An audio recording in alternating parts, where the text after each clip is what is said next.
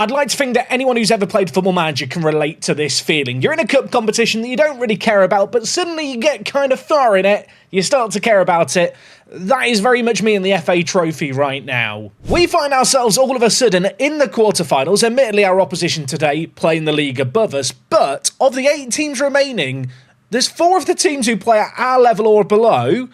Could we win this thing? I mean, look, all I'm going to say is Solihull Moors, I know a few years ago in real life they lost in the playoff final of the National League. They are still very firmly stuck in the National League down in 19th. I think this is incredibly winnable. Happy Friday, by the way, and welcome back to Park to Prem. We've played a lot of football since you were here. It's the end of February. Things have not been flawless. Safe to say the last episode wasn't exactly ideal. We made some tactical changes. I've stuck with those tactical changes, and through the month of January, we looked really, really good. A win against Darlington in the FA Trophy got us off to a good little run before a win against Maidenhead. 1 goal scored in this game, and a man who frequently has come to the rescue this season. It was Stepien Iwemene from the free kick. I mean, what do you say about this boy at this point? He has been so good for us. 9 goal contributions for the season. Has been starting more and more in this second half of the year too. And I'm going to be honest, very relieved he came to the rescue. Look at the match stats here. Ignore the fact that both bars are in white. We had an XG of 2.9. Scoring 1 goal was very frustrating. After that, against Worthing, who were flying high at the top of the table, we won 5-0. A couple of early goals really settled the nerves in this game. Admittedly, won a slightly fortuitous own goal. Prince Will grabbed his first of 2 in the 31st minute, and from there, I'm going to be honest, it was rather plain sailing. I will say perhaps the scoreline flatters us a little bit, but it was great to put in such a good performance and great to get another clean sheet. And while the clean sheets continued against Farnborough and Totton, back-to-back 2-0 wins. Great to see, obviously, Pierre getting on the score sheet, King also getting on the score sheet against Tottenham. I'm going to be honest, in terms of star ratings, one of the weaker players in our starting 11, but I want to continue to use this guy. He has been playing more and more out on the left-hand side in this second half of the season, which has definitely seen his goal-scoring output dry up a little bit. In spite of that, though, you can see he's been chipping in with plenty of assists from the wider area, although in the last few games he has struggled a little bit. Sadly, we couldn't keep that clean sheet run going through the entire month of January. We conceded very early on against Morecambe in the cup. Certainly less than ideal. Took a comeback. Diakite turned provider for Danaher in the 76th minute. And to be honest, with 15 minutes left, it looked like it could be anyone's game, but we went on the front foot. We were brave. We took our chances. Princewell with 2 goals in the final 11 minutes, and Stepien Iwemene assisting him for both of them.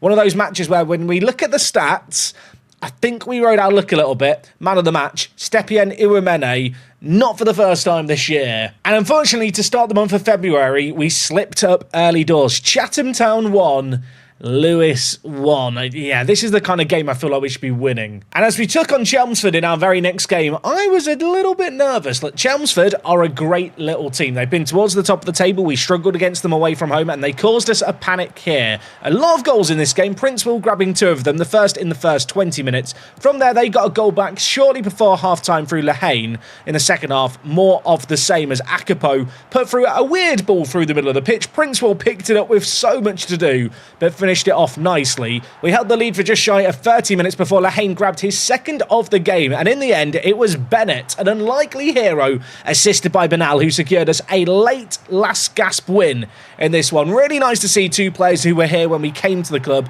linking up.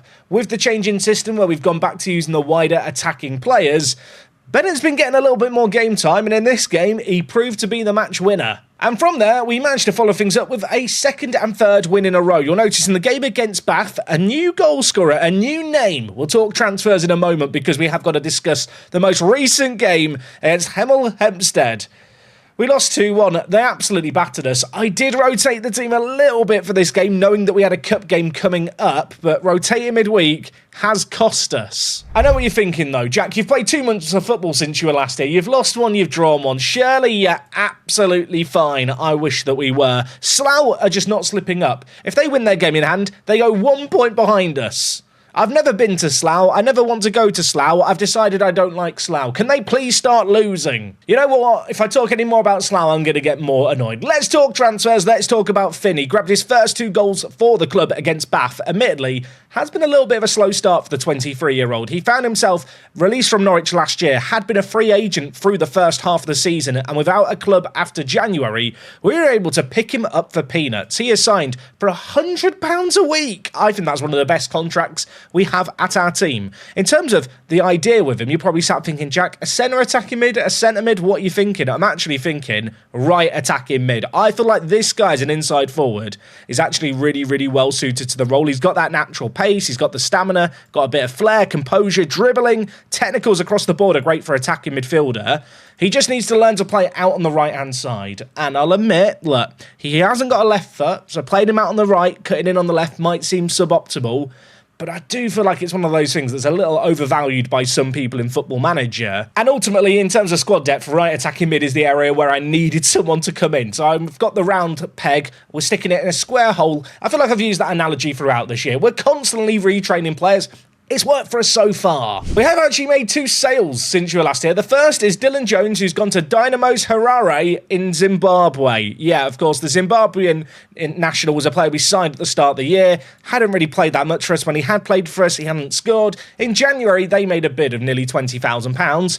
I felt like I couldn't refuse it. Bit of a shame to lose him, but with us transitioning to the one-striker system, the need for him was kind of diminished a little bit. And the other man who's left us is Ansu Jane, club captain, walking out on us. Yeah, to be fair, I don't really blame him. He's not played much for us through this year, and he has only just moved to Dulwich Hamlet, yet to make his league debut for them. Just simply a player not good enough for us anymore. Does mean there's been a little bit of a hierarchy shift. Joe Gibbard has become the captain. LOM is vice-captain. Admittedly, these 2 guys, not exactly natural-born leaders, but they're the best that we have. And Gibbard is someone who I feel like will be here for the foreseeable future. He has a bit of influence in the dressing room. It kind of just made sense. Anyway, like I've already said, while Slough are a pain in the arse, they're not the pain we're going to worry about, at least initially today, because I want to get some FA Trophy action in. We're taking on a National League team. It's not going to be easy, but a win here puts us into the semi-finals, and if I'm not mistaken, the final is played at Wembley. And I do think it's worth a little bit of money, which is why I'm going to put some focus into this game. We rested up some players midweek so they'd be, well, ready and raring to go for this one. In terms of the team, we are sticking with that 5-4-1 system that we kind of reverted to. It's the tactic we used in Season 1. The 2-striker system hasn't really worked for us. I will say that Princewell as a lone striker has shone pretty well. I mean, you can see his goal scoring here. Whilst there's a couple of games where he's not shown up, in general, his goal scoring has definitely benefited from being that lone forward. And I already mentioned Welch. He is playing out on that right-hand side as an inside forward. I maintain very, very well suited to this role. In terms of the rest of the team, the only real issue I've had is transitioning from 3 centre-mids to 2 centre-mids has meant that I've had to drop someone. And the 2 players that we've ended up dropping are Michael Reindorf here, who is still, you know, good enough to be on the bench and very useful as a player we can bring on at striker or at centre mid. And I have also ended up dropping Kyrie Pierre, who, to be fair, has had a good year and he's on a lot of money.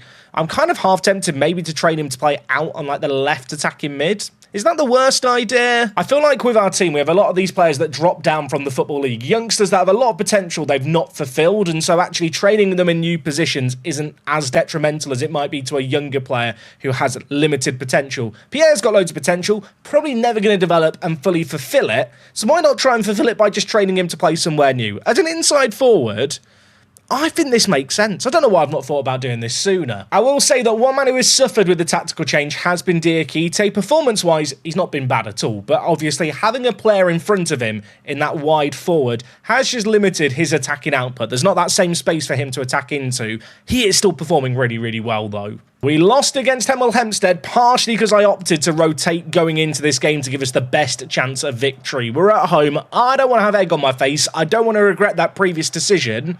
I'm hoping we're going to show up here. It's weird. There are some kind of notable players in our team like Princewell, like Diakite, even maybe Gibbard to an extent, who I actually think are very comfortably good enough to play for pretty much any National League team. And it's kind of with that in mind that I feel like we can go toe-to-toe against National League teams if those players show up. Finn Welch, the new signing, can he show us what he's all about? He cuts inside. How's that gone in? I don't know what's happened. Gibbard has scored. I need an alternative angle, please, Football Manager. What happened here? I genuinely don't know. Did it get cleared against Gibbard? Did he know what was happening? Oh, okay. That's taken a horrible deflection. Was that even going in before it hit Clark? You know what? Gibbard, the captain, is claiming it. I'm not going to question it. Solihull with a free kick. This is a bit scary. Twamley is the man over it. Is Ranson going to get called into action? I'll tell you what, he very nearly did. That is at the crossbar and got over. I'm not sure what the XG on our opening chance was, but given the fact it was point blank, I think it is the reason our XG is so far ahead. But in terms of the stats, we are looking pretty good here. Not having a load of the ball, but that is our brand of football at times. And I do feel like our counter-attacking style of play suits us. In matches like this, Bernal shoots. It's saved by the keeper. I haven't really acknowledged it. It is a packed house here at the Dripping Pan. Hopefully some good attendance numbers and some good gate receipts for this game. Hopefully, obviously, not the last time we'll be playing in this competition. As Bernal squares it. There's a man scrambling the box. Isn't that the worst clearance ever? What's happening? Diakite, he's trying to keep it alive. He cuts inside. Could he score? He shoots. It falls to Princewell. It's one of the weirdest goals I've ever seen. The ball went up in the air. It was like something out of Looney Tunes. It dropped down vertically. Diakite actually did really well here. I think it was a shot by him on his right foot. It was parried, but straight into the path of Princewell, and we double our lead right before half-time. I say right before half-time. 13 minutes still of the first half. There's loads of time to get a third. Also, our XG's gone up to 3, which I feel like in this instance, this is why XG is kind of useless for determining a game, because we got a load of XG off a few shots in the same sequence of play, but the reality is that the first shot had gone in for his expected goals. The subsequent shots never happen. So it looks now on the stats like we've been dominant in this game. Actually, there was just one mad goal line scramble where we probably should have scored a few times before it eventually went in. Anyway, I'm going to tell the players they're doing brilliantly. I mean, what more can we say here? We're taking on a team in the division above us. Obviously, it's a division I'm eagerly preparing the team and hoping we're going to be prepared to transition into next year, albeit Slough are trying to ruin my plans. At the same time, though, I don't want to take our position for granted just yet. There is still plenty of time in this football for things to change rather quickly. Jenkins to Clark for them. 1 goal back, and it becomes a 1-goal game, and squeaky bum time, it might just start to commence. Twamley, he had the free kick earlier that hit the woodwork. Nicely worked here. Riley, trying to get it forward. McCuster, Mundell Smith, Riley shoots. I'll tell you what, Ranson looked useless in goal there. I don't know how he's not saved it. If I'm not mistaken, I think Ranson needs like 1 or 2 more clean sheets to break our record for most clean sheets in a season. Admittedly, that is a history that goes back 2 years. He's not going to keep a clean sheet goalkeeping like that, is he? You know what? An hour played in this game. I'm going to make some changes, but actually the front 5 here are all on green rating, so I kind of don't want to touch them. At the same time, I'm going to take off Stepianiwamene for Reindorf just to try and get some fresh legs into that area. Diakite at left back. He was involved in our second goal. His kind of rating isn't that great, and also his condition isn't looking good either. Elohim is on a booking as well. That is a little bit concerning. I'm going to bring in King for him. Watson's not looking at his best, but I can't really afford to change things up there. Rowe can fill in at left wing back, but I feel like taking off Diakite is just a silly idea. So I'm actually going to bring off Bernal just to get some fresh legs in. We have 2 subs left. It's 2 players we could bring on in the final third if we need a goal. Obviously, given how this game is playing out right now, I don't necessarily know if we need another goal. We just need to defend. It's weird. We've not really created anything in this second half of meaningful XG, but they've not created a lot either. There is 10 minutes left. We need the fans to get behind the players now as we look to see this game out. Of course, a third goal for us here would certainly help ease my nerves a little bit as King finds himself in the wide area. What can Mikey King do for us here? He turns his man, gives it to Reindorf, back to King. Diakite, I've kept you on the pitch. Show me why I've kept you on. Princewell shot's blocked. That was an opportunity and a half that has been dealt with. And, well, that is a foul at the edge of the area. 4 minutes left. How much added time is there going to be at the end here? We are minutes away from the FA Trophy semi-final. There's 2 minutes left. Blow the whistle, referee. End this game. I feel like on the balance of play, we probably deserve that. The second half was a lot less comfortable than the first. We'll give the players some praise. Green, happy, smiley faces across the board. And that is massive. £7,000 awarded to us. And also our finances, I think, got a really healthy little bump there. Yeah, looking at the income for this month. Tickets. Tickets are good. Gate receipts are good. Was there some prize money and match day income? Look at that. Life is good. I still maintain that the finances screen is just a massive downgrade. You can't just easily see all the information at once to get a really good idea of, hey, why is our bank balance going up? What has led to the £100,000 rise this month? Obviously, we made some sales. Presume the gate receipts have also helped. Elsewhere in the competition, Chesham United of the National South went through alongside ourselves. Sadly, in the other games, National League Scunthorpe and National League Torquay made it through. So I'd quite like Chesham in the semi-final. I'm going to work on the assumption that the draw just kind of happens soon and I'll be told when it is, because we're going to come back for that game next. Also, please don't get confused about the fact we have a scout report for our next game against Chesham. That's in the league. They're down in 23rd. Their entire season hinges on winning a cup. Okay, the draw has happened. I might have missed it. It might have happened sooner. It's not very clear, is it? We've been drawn against Chesham.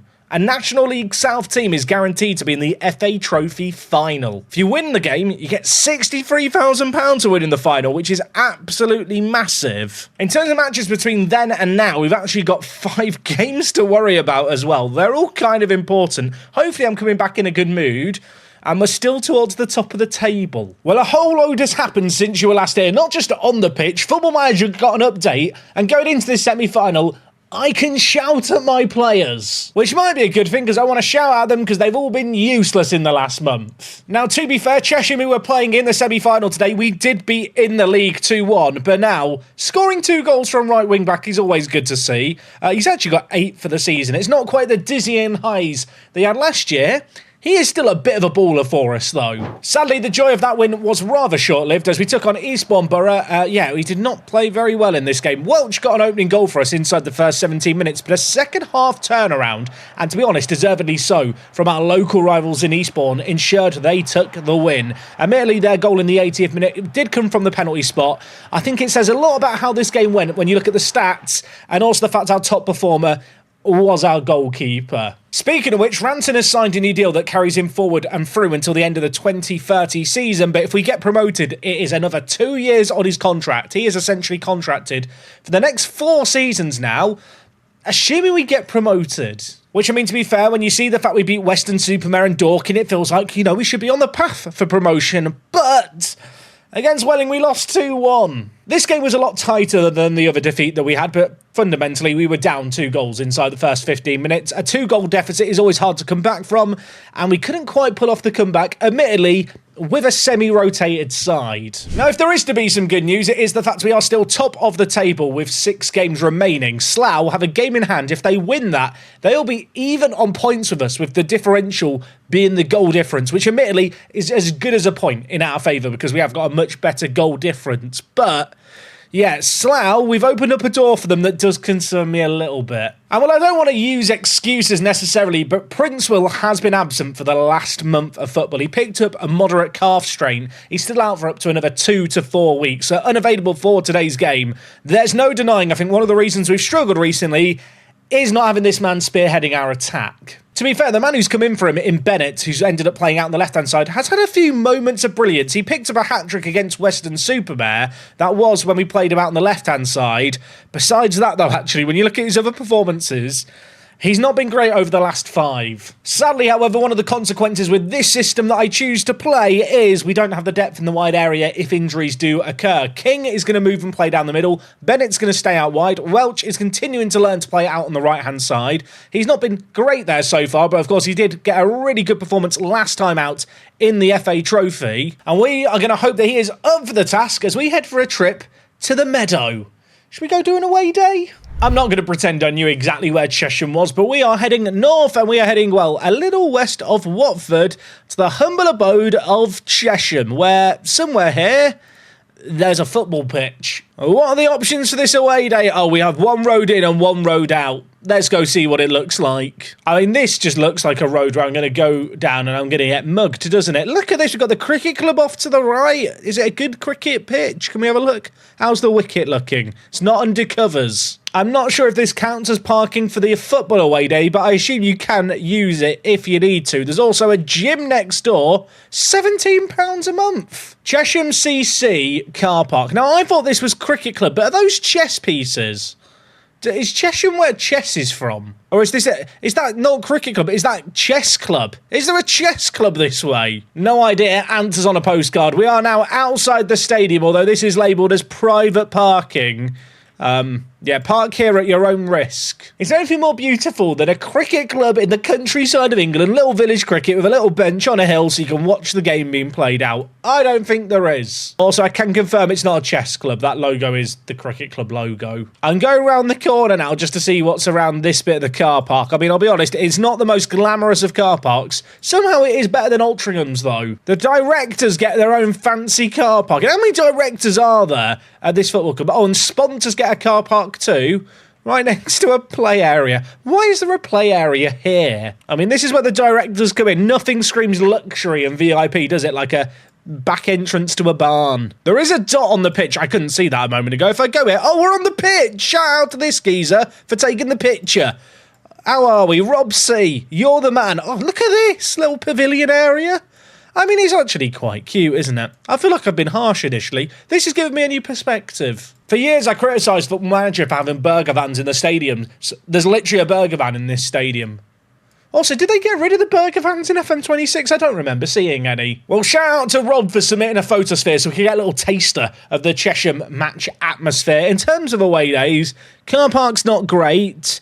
Didn't look particularly sexy. I mean, it looked like a cute, cosy non-league stadium on the inside. I'm going to give it a 5 out of 10. I feel like it was very mid. Also, I should explain for, the newer viewers to the series, if you're sat thinking these ratings have no consistency, I'll be honest, it's just dependent on my mood on the day. Anyway, we did talk about the team a little bit already. I have rested up the players for this game. There is one notable player missing. Diakite is on international duty with the Ivory Coast under-20s. I don't think he's actually played for them before, so as you can imagine, this was the time he decided to go. Biggest cup semi-final of the year, biggest game of the year so far. And he's just not here, the left back. It does mean that Regan Clayton, who's missed a lot of this season through injury, is going to be rushed back into the team. He is not match sharp. Chesham have lost 5 in a row. Okay, well, if we don't win this, we are generational bottlers, aren't we? So this is my first match in the new match engine. Of course, there has been an update rollout in the Steam beta track. I'm now playing on it. There might be some new bugs, but hopefully there's going to be some quality football on display from us. Oh my, there's a shout thing. Right, immediately encourage. I just want to see some green happy faces at the bottom, and then I'll feel like I'm playing Football Manager again. Oh, we're back. We're back. For people who don't know how shouts work, I'm not going to pretend I know the exacts, but essentially shouts take effect like tactical changes when the ball goes out of play. And the way in which they work is depending on your opposition, your players' personalities, but also how your players are performing on the day, and a few other factors. The players obviously react differently to your shouts, and it gives them a little buff to certain attributes. A little like that. For example, if I'm not mistaken, the calm down shout actually lowers your player's aggressiveness slightly. It's a really minor little change, but if you can get some green, smiley, happy faces, good things happen. I mean, we've scored within 6 minutes. I'm just going to shout some more encouragement. Give me more green, smiley, happy faces. Make them all happy. Oh, they're all sad. I shouldn't have done another encourage. Now, if we concede, it's because I did the encourage and they all felt sad and then their attributes went down. Now I'm scared. Revan is bringing the ball forward. Roberts through the middle. We've taken an early lead here. That, though, is a concerning pass. It's a great finish. Adam Little scores. It's been disallowed. They've changed how the match pop-ups work in this update. So it doesn't say disallowed as the goal goes in. There's jeopardy again. Oh, I don't know if I like that. I kind of like not celebrating a goal and then looking like a moron, but maybe that is part of modern football. But now the right wing back, bringing it forward, it's deflected in. I'm now scared that it's going to be ruled out. The linesman's run into the halfway line. It's 2-0. I feel like we have 1 foot in the final, dare I say it. I mean, look, there's still 80 minutes plus any added time to be played here. It's early doors to celebrate. That was a little fortuitous, wasn't it, with the deflection. There is a kick-off highlight immediately. Chesham looking to bounce back. They really need to bounce back here. Ball dinked forward towards Liddle. He heads it onwards. Ranton's going to pick up the ball for us. Considering this stadium allegedly only had 200 seats according to the Football Manager details, it's a packed house here, isn't it? There are so many fans in this ground. I don't know if we've played in front of such a crowd. Bernal's bringing it forward. Can we hurt the Chesham faithful? Can we get another goal? Let's make it a miserable day for their football club. It's what they get for having a subpar car park. Akapo lays it wide to Clayton. He plays it forward to Stepien Iwumene. Already has 1 goal. Bennett Back to Stepien Imuamene. There's players queuing up in the middle. King is one of them. It's deflected in. It's 3-0. I'm not going to complain. Bennett played the ball forward here. Iwamene, I mean Stepien, he's been absolutely sensational, hasn't he? He pulls it back. It deflects off the defender. And we are 3-0 up inside 15 minutes. Shout, praise, give me smiley happy faces. I'm so happy. It's the tiniest little things in life, isn't it? Right, shout, praise, give me the smiley happy faces. I won't do this every match, but let me enjoy it for one match, okay?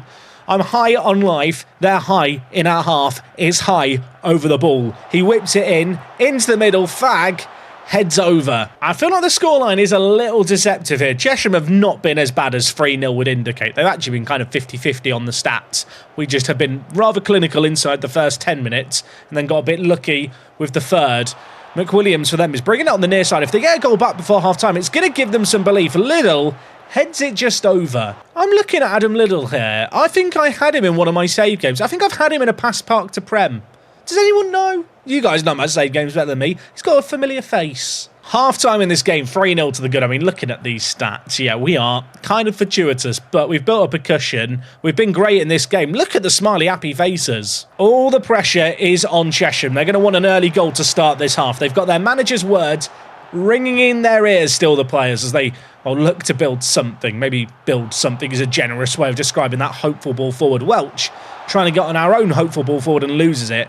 Now with Roberts through the middle. Gives it to Little. He shoots. Ranson with a slightly unconvincing save. It was offside anyway. I'm going to make some changes here. Pierre, we're training him to play at left mid. I'm going to bring him in at left mid because, to be honest, Bennett's not been great today. Elsewhere, Welch is not the best game out on the right. We're going to bring in Rowe, I think, to play there. I mean, through the middle, Gibbard's not been perfect, but I don't really have a comparable defensive mid quality-wise to bring in. Watson, advanced centre-back, not been great. You know what? Let's make things a little more simple for what's left of this game. I'm going to just go to a regular back three. I'm going to bring in Danaher, who's a slightly better defensive option. I will actually, however, play Akapo in the middle just because he's better in the air. Triple change made. Still 25 minutes left in this one, though, so I don't want to take anything for granted just yet. Obviously, the next goal you'd feel like is going to be pivotal. And I know what you're thinking, Jack. Why are you saying this? You're 3-0 up. We've lost 2 of our last 4 games in the league. We have not been good enough in matches. We're lacking that killer instinct, it feels like at times. And Tavares has got one back for them. Adam Little is a big old boy in the middle, isn't he? He wins a nod down here. Is it a nod down? I mean, it is. It's kind of... Has he intentionally done that? That's just bounced off his belly, hasn't it? I don't want to jinx it.